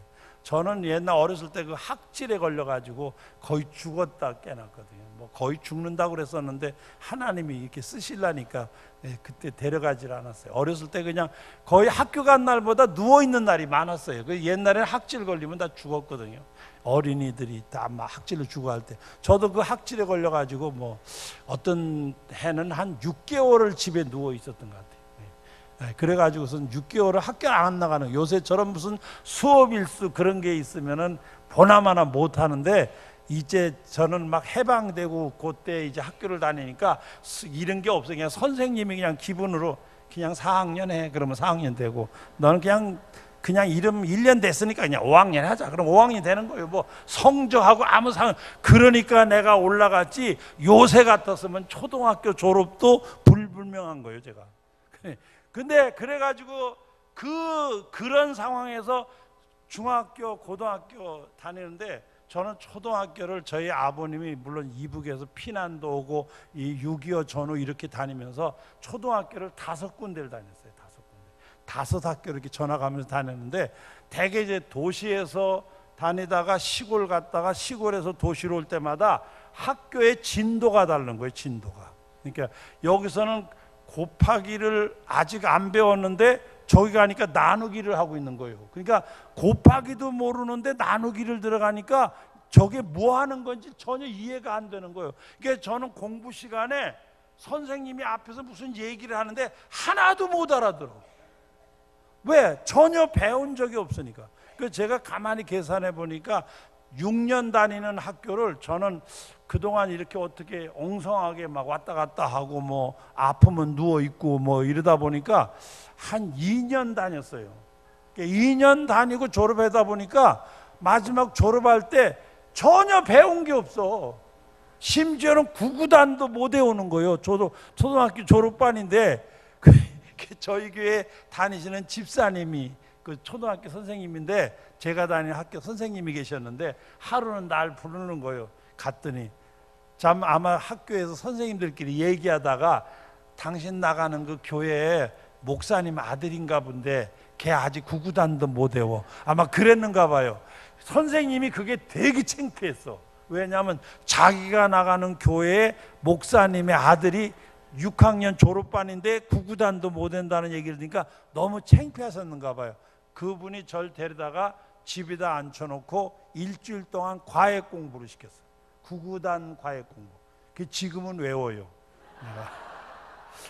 그때 배워가지고 그 선생님이 저 잠실에 사세요. 그래서 제가 한 몇 년 전에 그 선생님을 만나서 제가 식사 대접도 하고 그랬더니 그래서 한번 또 오라고 그래서 만났더니 그 지금은 교회 권사님이시잖아요. 은퇴는 하셨지만 권사님, 권사가 밥 사야지 어떻게 목사님 밥을 내가 먹어. 그래서 그래도 옛날 저 구구단 가리킨 거 기억나세요? 그건 또 기억이 안 나시더라고. 얼마나 감사했는지 몰라. 그 기억날까 봐 그랬었어요. 이게 초등학교 이제 들어가기도 전에 요새 애들 다 외는 구구단을 졸업할 때도 못하니 이걸 어떡하냐고요. 거기다가 몸이 약해서 허구한 날 결석이요. 허구한 날. 저는 그냥 학교 가는 날보다 누워있는 날이 더 많았던 것 같아요. 너무 약해가지고. 그러니 아무것도 기대할 만한 게 없었죠. 제가 스스로 생각해도 아무것도 할 수 없는 거예요. 그런데 저 자신이 저를 포기했는데 하나님이 저를 포기하지 않으셨어요. 그 하나님이 저를 불러주신 거예요. 제게 은혜를 주셨어요. 제게 은혜가 임하면서부터 제 생각이 달라지기 시작했어요. 제 삶이 달라지기 시작했어요. 제 방향이 달라지기 시작했어요. 제 가치가 달라지기 시작했어요. 제 삶의 모든 것이 어마어마한 변화를 가져오게 된 거예요. 얼마나 위대한 변화가 일어났는지 몰라요. 정말로 제가 생각해도 이건 있을 수 없는 역사가 일어난 거예요. 그렇게 공부 못했다고 그랬는데도 제가 저도 그래도 박사학위도 있어요. 저도 이래봬도 공부 제가 쓴 논문이 제가 졸업한 학교에서 15년 동안 모델 논문이에요. 모델 논문. 이 논문에 그래서 그 학교에서는 저를 학교의 전설이라고 그래요. 전설. 이거 아무나 전설이라고 그런 거 아니에요. 그냥 전설 따라 삼천리 그런 게 아니고 똑똑해서 얻은 거예요. 이거 심지어는 우리 친구 가운데 논문 쓰다가 논문이 안 돼가지고 학위를 못 받았는데 날 지도한 교수가 이용남 목사한테 가서 배워가지고 와. 그래서 저한테 교수님이 3사람을 보내왔어요. 그래서 그 3사람을 내가 다 논문 지도해가지고 다 박사학위 받았다고요. 그만하면 똑똑한 거지 뭘 얼마나 더 해요. 저희 딸아이도 이제 박사학위 미국서 공부하는데 논문 쓰다가 쩔쩔매는 거예요. 얘는 음악 박사인데 논문을 쓰는데 쩔쩔매는 거예요. 그래서 제가 연락하게 논문 쓰는 방법을 모르면 나한테 물어봐야 될 거 아니야. 네 아버지가 얼마나 논문 쓰는데 얼마나 대단한 사람이도 몰라? 그랬더니 아빠 어떻게 하면 돼? 그래서 간단한 방법이 있어. 그래서 제가 가르쳐 줬어요. 그랬더니 걔가 그거 가지고 정말 논문 써서 학위 받았어요. 이게 다 그 방법이라는 게 있잖아요. 근데 하나님이 지혜의 영이 여기 오시니까 이건 사람의 지혜가 아니잖아요. 하나님의 지혜가 오니까 눈이 열리는 거예요. 눈이. 이게 보이는 거예요. 그래서 똑똑한 사람이 되는 거예요. 제가 똑똑해졌다는 게 저는 놀라운 사건이요. 여러분들이 원래 똑똑하니까 별거 아닌지 모르지만 저는 초등학교 졸업할 때 구구단도 못 외우던 게 박사도 되고 내가 박사를 만드는 논문 지도위원도 되고 대학에서 강의도 하고 이게 얼마나 대단한 거예요. 예수가 오시면서 이런 변화가 일어난 거예요. 이런 변화. 생각해 보세요. 위대한 변화인 거예요. 위대한 변화. 저는 예수가 옴으로 말미암아 이렇게 내 삶에 어마어마한 역사가 일어났다는 걸 생각할 때 다른 건 몰라도 예수만은 포기할 수 없어요. 어떤 경우에도 예수만은 포기할 수 없어요. 다른 건 다 포기해도 예수만은 포기할 수 없어요. 왜? 그 예수가 나를 이렇게 의미 있는 존재로 만들어 주셨어요. 예수가 없었으면 아무것도 아니에요. 아무 쓸모가 없는 거예요. 정말 내가 생각해도 나를 버리고 나를 포기하고 싶을 만큼 무의미한 존재였어요. 예수가 오심으로 말미암아 그 예수로 말미암아 내 인생의 가치가 달라진 거예요. 값어치가 그 예수가 이 안에 있으니까 내 가치가 비싸지는 거예요. 멋있어지고 그래서 나를 필요로 하는 사람들이 생겨서 여기저기서 불러가지고, 내가 이런 얘기까지 해야 되나 모르겠네. 아니, 이왕이 제가 잘못해서 혹시 자랑으로 들으실까 봐 그러는데, 이건 제가 자랑하려는 게 아니고 원래 저는 모질한데 예수가 오니까 이렇게 됐다는 얘기를 지금 하는 거예요. 이게 예수가 중요한 거지 내가 어떻게 됐다는 건 중요하지 않지만, 그 얘기를 하려면 혹시 저게 뭐 잘났다고 졌다 이 소리 하나 그럴까 봐 내가 지금 조심을 하느라고 하는데도 자꾸 기어 나오네요, 소리가. 그래서 내가 하는데, 여러분 자랑으로 생각하지 마세요. 제가 이래봬도 우리나라에서 제일 높은 저 청와대에서 예배 드리면서도 나보고 와서 설교해달라고 그래서 내가 그 청와대 이 앞에 회의실 말고 그 대통령 사는 집, 저 집안에 거기 초대받는 사람은 극히 드물어요. 내가 그 집안에 거기 들어가서 대통령 식구들 불러 모아놓고 거기서 예배드리고 아침도 같이 먹고 자 했더니 은혜 받았다고, 또 그 청와대 안에 그 정무비서를 불러가지고 목사님 이 청와대 좀 다 한번 둘러보고 가시게 하라고, 그래서 다 구경하고, 내가 이래봬도 나온 사람이야. 내가 왜 그랬겠어요? 왜?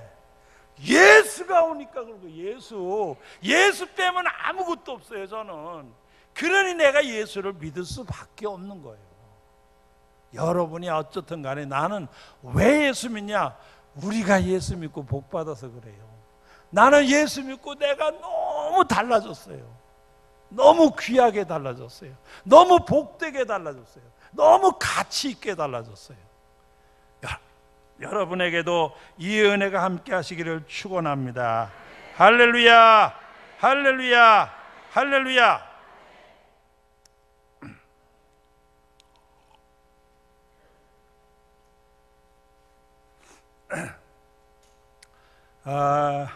중국 전국 시대에 위라고 하는 나라가 있었어요. 위라고 하는 나라가 있었는데, 거기에 이제 그 나라에서 녹을 먹는 신하로 사는 계량이라는 사람이 하나 있었습니다.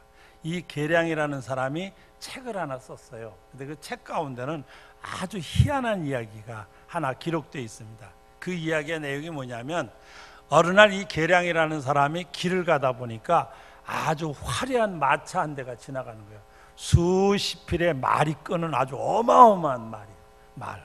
그래서 보니까 그 마차의 그 모양새가 흔하게 그 나라에서 볼 수 있는 현이 아니고 뭔가 좀 외국풍인 것 같아요. 그래서 도대체 우리나라의 외국 사람이 저렇게 화려한 마차를 몰고 지나간다? 이거 무슨 일 있나?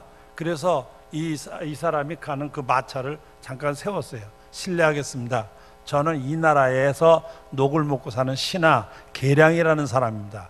실례지만 제가 그 마차에 타 있는 주인장에게 좀 말씀 좀 묻겠습니다. 그러니까 그 주인이 물어보라고. 실례지만 누구신데 여기 이렇게 지나가시냐고. 그러니까 그분이 하는 말이, 예, 나는 아무개인데 지금 내가 초라는 나라에 특별한 일이 있어서 가기 위해서 초나라를 지금 가고 있습니다. 이렇게 말을 하는 거예요. 이 계량이라는 사람을 보니까 이 마차가 가는 방향으로 가면 초나라를 가는 것이 아니라 초나라 반대쪽으로 가는 거예요. 그래서 이 계량이 참 잘 만나셨습니다. 초나라를 가신다 그랬죠. 예, 제가 초나라 갑니다. 초나라를 가려면 이쪽으로 가면 안 됩니다. 마차를 돌리셔서 저 반대쪽으로 내려가셔야 됩니다. 그래야 초나라를 가실 수 있습니다. 그러니까 그 마차 안에 탔던 사람이 싱긋 웃더니 신경 쓰지 마세요 그러는 거예요. 신경 쓰지 마세요. 저기 지금 우리 말을 다루는 저 마부는 우리나라에서 말 다루기 대회에서 1위 한 사람입니다. 저 사람이 내 말을 끄는데 뭐 그런 거 신경 쓰지 마세요 그러는 거예요. 아니, 지금 뭐 마부가 잘못됐다는 얘기를 하는 게 아니라 방향이 잘못돼서 말을 돌리라는 얘기인데 그렇게 대답하는 거에서 이 계량이 말을 잘 못 알아듣는 거야. 그게 아니라 저는 저 마부를 탓하는 게 아닙니다. 초나라 가신다면서요. 그러니까 고개를 예, 초나라 가요. 초나라를 가시려면 말을 돌려서 저 아래쪽으로 내려가야 되지 일로 가면은 초나라를 못 가십니다. 그러니까 그 사람이 또 씩 웃더니 글쎄 신경 쓰지 마시라니까요.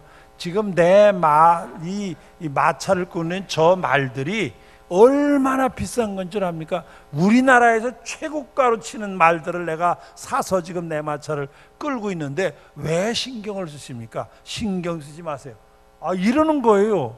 아니, 마부를 말하는 것도 아니고 말이 어떻다는 게 아니라 지금 초나라 가려면 방향이 잘못돼서 방향을 가르쳐 주려고 그러는데 자꾸 그렇게 대답하는 거예요. 그래서 이 계량이라는 사람이 답답해요. 아니, 제가 말하는 거는 마부 얘기하는 게 아니고요, 마차를 얘기하는 게 아니고, 말을 얘기하는 게 아니고, 저 초나라 가신다면서. 그러니까 초나라 가요. 초나라 가려면 방향이 잘못됐으니까 돌리시라는 얘기입니다. 그러니까 그분이 그 마차를, 잠깐만 이리 와 보셔. 그래서 가까이 갔더니 자기 옆에 큰 상자가 있는 거예요. 상자 뚜껑을 딱 열더니 손에 있던 지팡이 같은 걸 거기다 막 쑤셔주니까 덜그럭덜그럭 소리가 나요.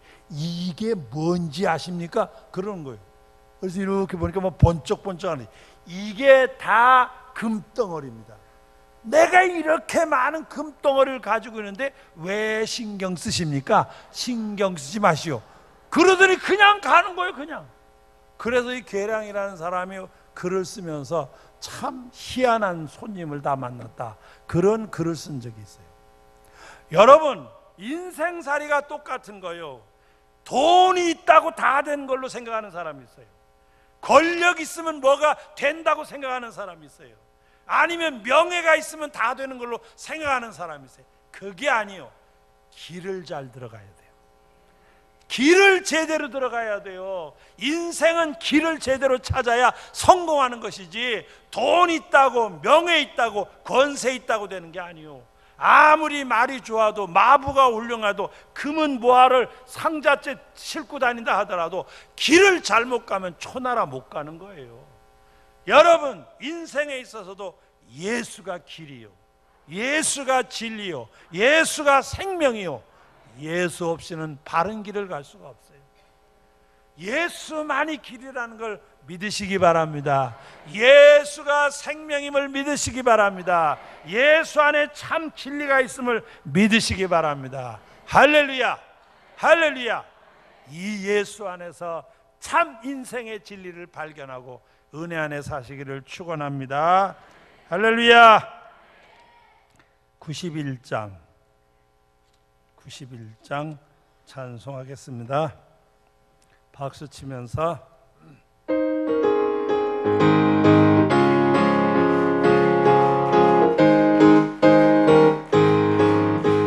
슬픈 마음 있는 사람 예수 이름 믿으며 영원토록 변함없는 기쁜 마음 얻으리. 예수의 이름은 세상의 소망이요, 예수의 이름은 전국의 기쁨일세. 거룩하신 주의 이름 너의 방패 삼으라.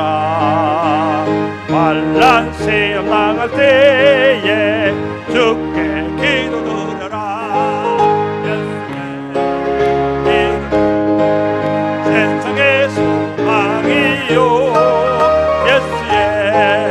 이름은 전국의 기쁨일세.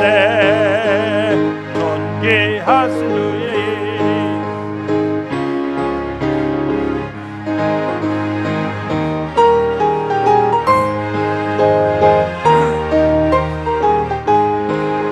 예수의 이름은 세상의 소망이요, 예수의 이름은 전국의 기쁨일세. 우리 갈 길 나간 후에 보좌 앞에 나아가 왕의 왕께 경배하며 면류관을 드리리.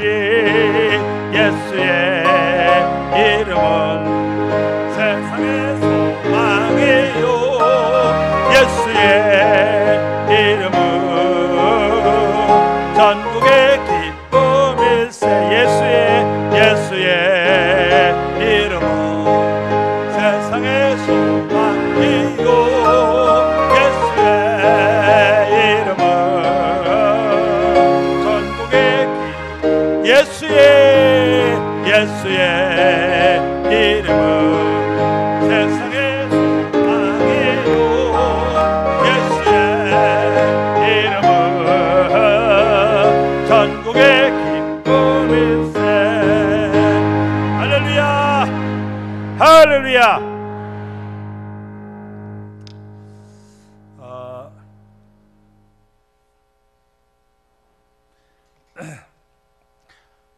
어떤 그 분이 결혼해가지고 아들을 하나 낳았는데 아들이 초등학교쯤 이렇게 됐을 때 남편이 갑자기 병으로 세상을 떠났어요. 그러니까 아들 하나를 달랑 남겨놓고 이 남편이 세상을 떠난 거예요. 다행히도 가지고 있는 재산이 좀 있어가지고 먹고 사는 데는 지장이 없는데 남편이 세상을 떠나고 나니까 굉장히 울적한 거예요. 마음이 허전하고 때로는 우울하고. 그래서 이분이 불교에 가서 절에서 이 불공을 드리면서 거기서 이제 위로를 받게 됐어요. 아들이 잘 자랐어요. 훌륭하게 자라가지고 아주 좋은 대학을 나왔습니다. 그리고 대학 졸업 후에 다 할 거 한 다음에 좋은 인류 기업의 직장에 들어갔어요.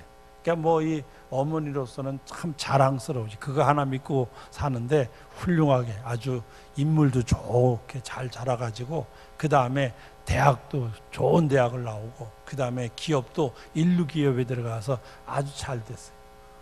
그런데 어느 날 이 아들이 어머니에게 그래요.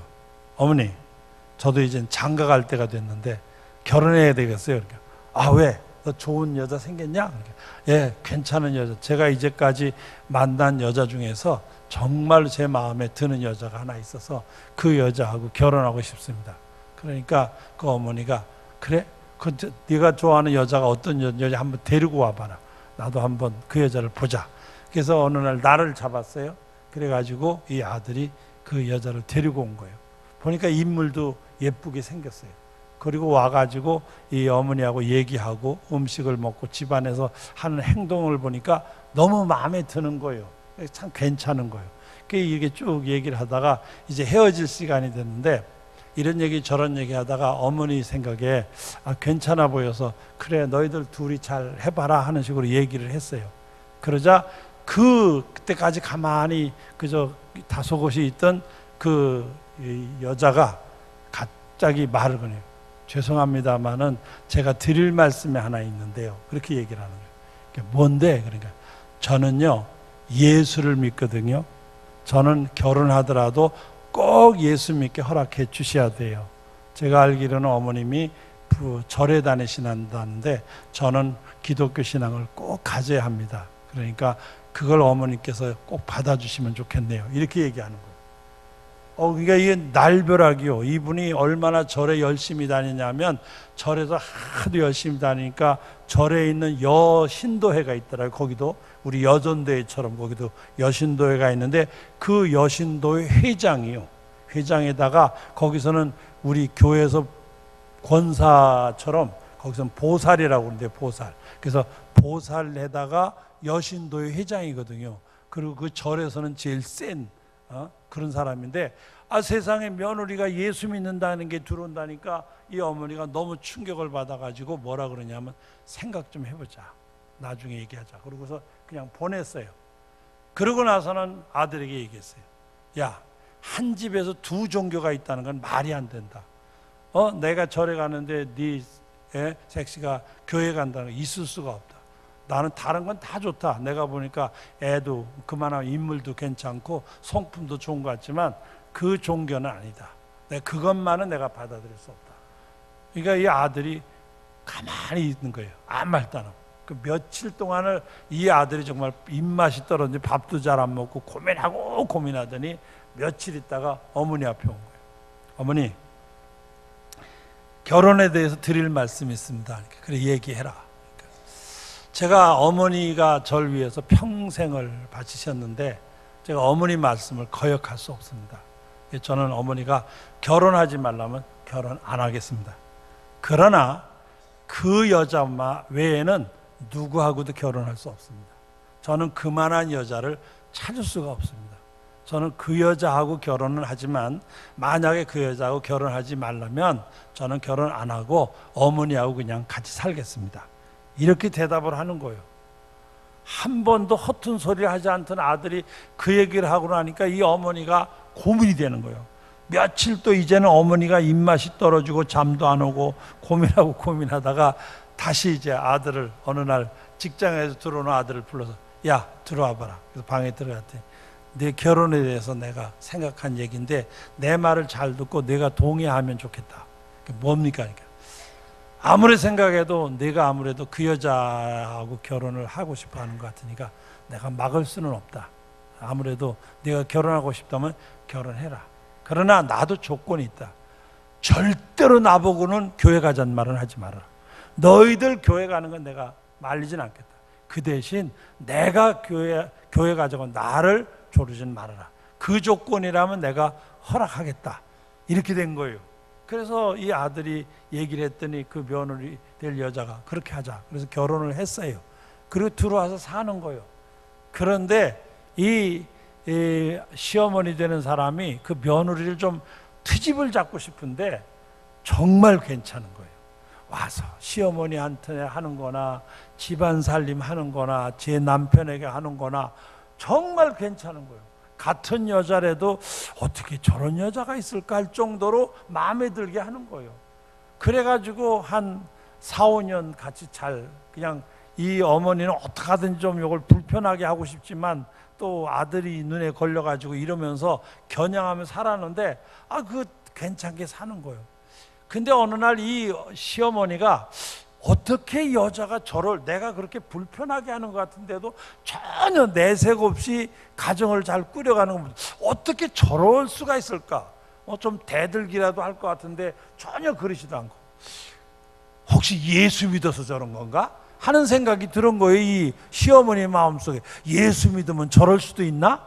하는 생각이 들어가지고 갑자기 그 예수 나도 한번 알아볼까 하는 마음이 생겼어요. 그래서 어느 날 며느리를 불렀어요.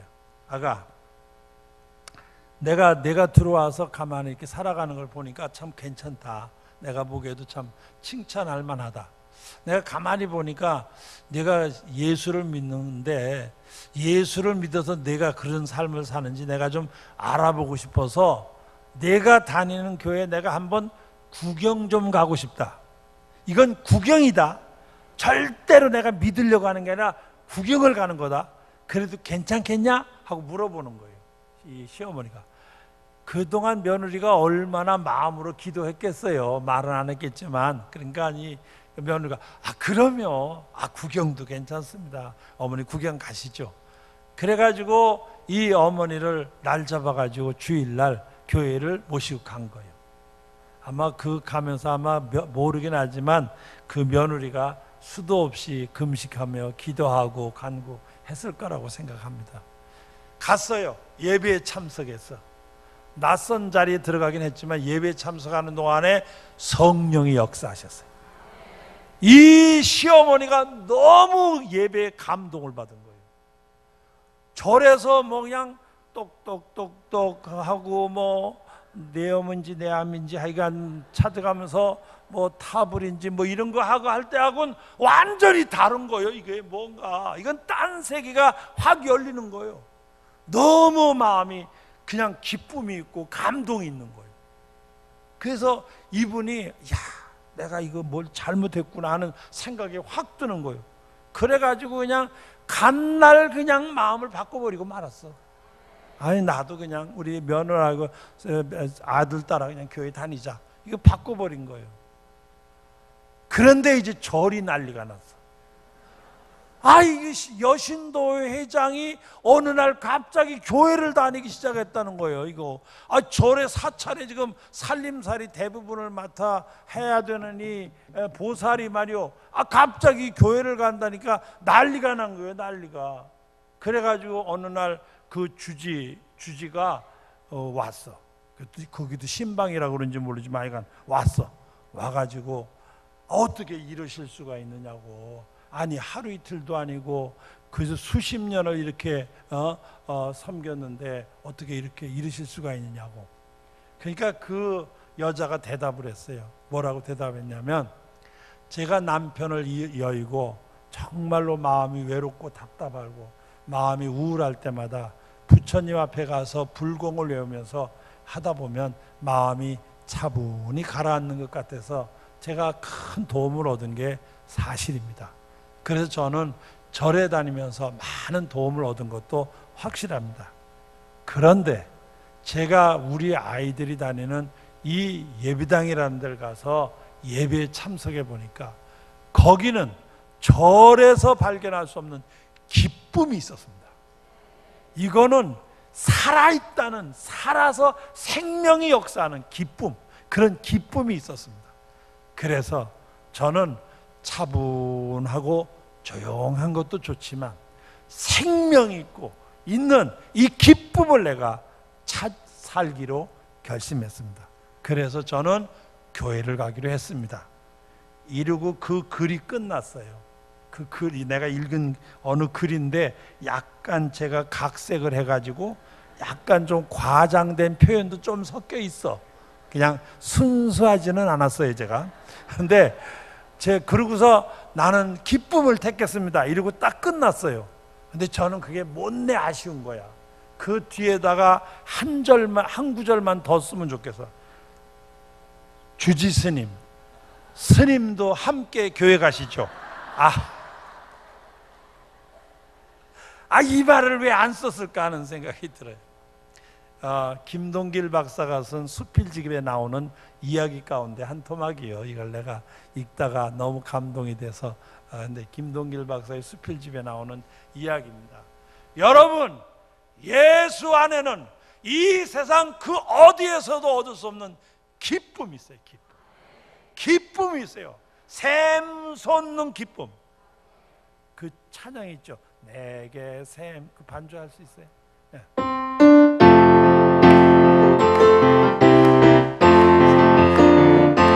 내게 샘솟는 기쁨, 내게 샘솟는 기쁨, 내게 샘솟는 기쁨 넘치네. 할렐루야. 내게 샘솟는 기쁨, 내게 샘솟는 기쁨, 내게 샘솟는 기쁨 넘치네. 다시 한번. 내게 샘솟는 기쁨, 내게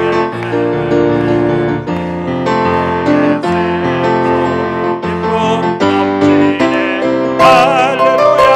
내게 샘솟는 기쁨, 내게 샘솟는 기쁨 넘치네. 할렐루야. 할렐루야.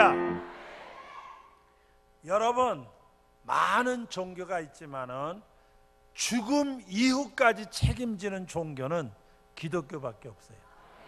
기독교는 살아생전에도 우리를 돌봐주지만 죽은 이후에 그 영원한 생애까지 책임져주는 종교가 기독교예요. 왜냐하면 우리는 부활을 믿기 때문에. 여러분, 다시 사는 부활의 역사가 예수 안에 있다는 걸 믿으시기 바랍니다. 언젠가는 저 영원한 하나님 나라에서 주님과 함께 기뻐할 축복의 나라가 우리 앞에 열린다는 사실을 믿으시기 바랍니다. 주 예수를 믿어라. 그리하면 너와 내 집이 구원을 얻으리라. 하나님이 세상을 이처럼 사랑하사 독생자를 주셨으니 이는 그를 믿는 자마다 멸망하지 아니하고 영생을 얻으리라. 여러분, 이 영생의 역사가 임할 줄 믿습니다. 할렐루야. 여러분 잘 아시는 아이작 뉴턴이라는 사람이 있습니다. 물론 세계적인 석학이기도 하고 워낙 머리가 좋기로 유명한 사람 가운데 하나였습니다.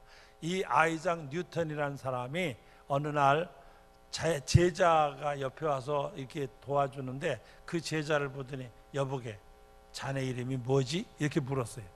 아니 그게 하루 이틀도 아니고 지금 제가 거의 한 10여 년을 가까이 옆에서 도와주는 제자인데 갑자기 이름을 물어보는 거예요. 저 이름 모르세요? 저 아무개잖아. 맞아, 그렇지. 자네가 그렇지. 그러다니 하다음에 또 오후에 되니까 여보게 자네 이름이 뭐지? 또 이러는 거예요. 그래서 아니 제가 말씀 글쎄 아까 얘기한 건 그런데 그때 이름이 뭐냐고 이렇게 자꾸 물어봐. 자꾸 잊어버리는 거예요. 가물가물해가지고 사람 자꾸 잊어버리는 거예요. 이게 나이가 들어가니까 여러분들도 저도 자꾸 특별히 이름이 이렇게 생각이 잘 안 나요. 이렇게 볼 때는 생각이 안 나고 쓸데없이 집에 가 있으면 맞아 그 사람이야. 그리고 이름이 그때야 생각이 나는 거. 이게 굳어져 가지고 생각이 좀 늦게 나오는 것 같아. 어떤 사람이 그랬더라고요. 계단에서 넘어진 거예요.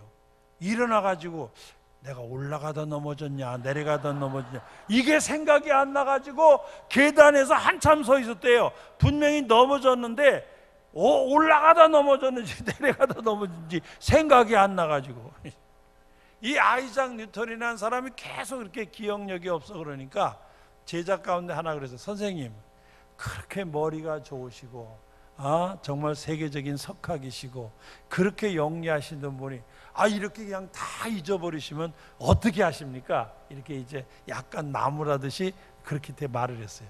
그래서 이 아이작 뉴턴이 아주 유명한 대답을 하나 했어요. 뭐라 그러냐면 내가 가끔 깜빡해서 다 잊어버려. 그런데 그래도 나는 두 가지만은 안 잊어버려. 이렇게 말을 했어요. 그러자 제자 가운데 한 사람이 그 두 가지가 뭡니까? 이렇게 물었어요. 그랬더니 그 아이작 뉴턴이 이렇게 대답했어요. 첫째, 내가 죄인이라는 걸 안 잊어버려. 둘째, 예수만이 내 구세주라는 걸 안 잊어버려. 그 정도면 되지 않아? 이렇게 대답을 했어요. 제가 보기에 다 잊어도 이것만은 잊지 맙시다. 여러분, 예수만이 구주가 되신다는 사실을 믿으시기 바랍니다.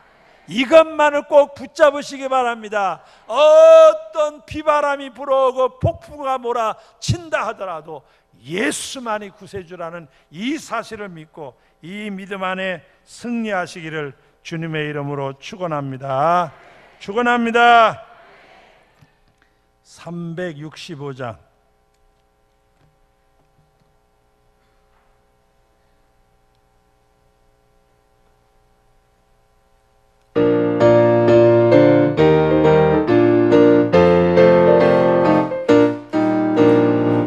마음속에 근심 있는 사람 주 예수 앞에 다 아뢰어라. 슬픈 마음 있을 때라도 주 예수께 아뢰라.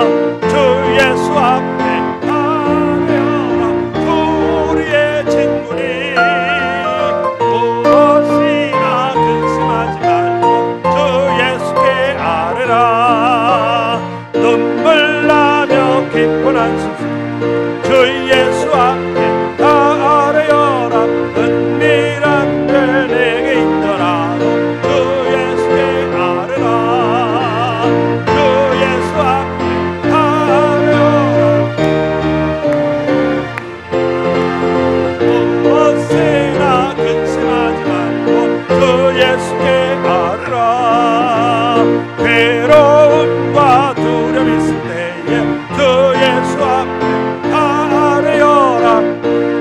이를 염려하지 말고 주 예수께 아뢰라. 주 예수 앞에 다 아뢰어라. 우리의 친구니 무엇이나 근심하지 말고 주 예수께 아뢰라. 죽음 앞에 겁을 내는 자여 주 예수 앞에 다 아뢰어라.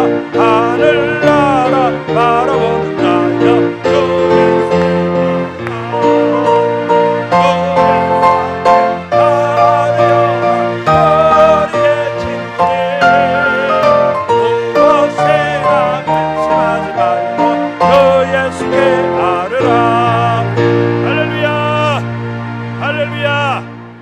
두 손을 높이 드시고 주신 말씀을 생각하시면서 주여를 세 번 부르신 다음에 목사님 나오실 때까지 간절한 마음으로 기도하겠습니다. 주여, 주여, 주여.